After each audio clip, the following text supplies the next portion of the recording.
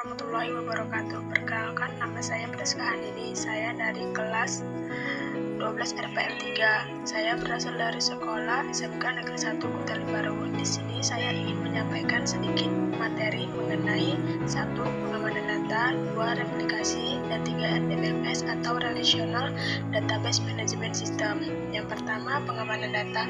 Pengamanan data adalah proses yang dilakukan untuk melindungi data dari akses yang tidak sah, penggunaan atau perubahan yang tidak diinginkan. Keamanan data berfokus pada melindungi integritas, kerahasiaan, dan ketersediaan data yang disimpan di dalam sistem atau perangkat. Tujuan dari keamanan data ini adalah untuk memastikan kerahasiaan, integritas, dan ketersediaan data, sehingga hanya orang berwenang yang dapat mengakses dan menggunakannya. Lalu ada jenis-jenis keamanan data, terdiri dari apa aja sih? Yang pertama ada enkripsi. Enkripsi adalah suatu proses pengubahan karakter teks yang menggunakan algoritma komputer menjadi format yang tidak bisa dibaca melalui kunci enkripsi, atau mudahnya pengubahan bentuk awal data yang sebelumnya dipahami menjadi kode-kode yang sulit dipahami. Yang kedua, autentikasi.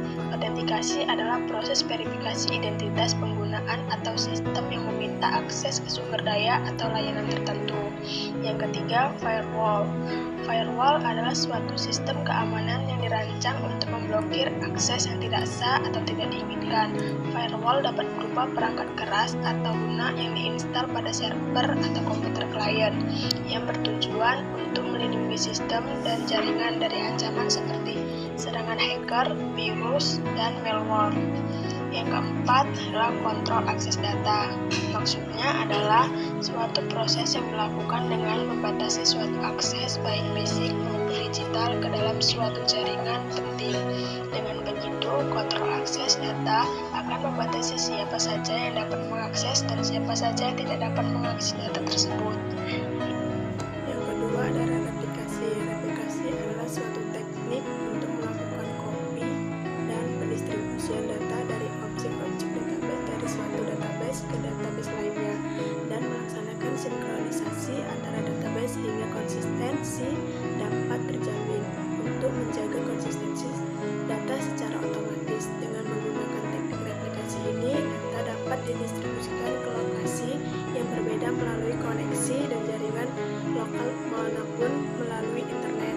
Replikasi juga memungkinkan untuk mendukung kinerja aplikasi penyebaran data yang tidak sesuai dengan penggunaannya, seperti pemrosesan transaksi online dan DSS atau Decision Support System, atau pemrosesan database terdistribusi melalui beberapa server. Yang ketiga, RDBMS atau Relational Database Management System. Ini menjadi konsep yang populer dan banyak digunakan oleh pengguna. Konsep RDBMS ini merupakan konsep sederhana di mana data disajikan ke dalam bentuk tabel 2 dimensi yang terdiri dari baris atau tuple dan kolom atau atribut. Teori database relasional ini dikemukakan pertama kali oleh Dr. Edgar Frankfurt, seorang pakar komputer dari Inggris yang banyak memberikan kontribusi penting di bidang teori basis data dan relasional. Namun dalam mengolah suatu database yang mengintegrasikan diperlukannya suatu konsep untuk menghubungkan tabel dari satu dengan yang lainnya melalui kunci yang dimiliki. Setiap tabel memiliki kunci yang disebut dengan primary key. Untuk dihubungkan ke tabel berikutnya memiliki foreign key. RDBMS sudah banyak digunakan oleh berbagai vendor sejak tahun 1970-an. Seiring dengan berkembangnya kegunaan RDBMS, banyak perusahaan yang awalnya menggunakan model hierarki dan jaringan beralih ke model RDBMS, sebab model ini mudah dipahami dan digunakan.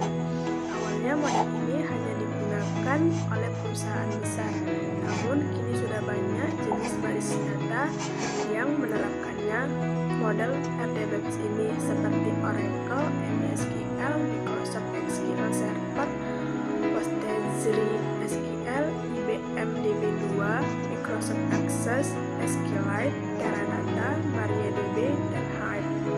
Mungkin sekian dari penyampaian materi saya. Bila ada salah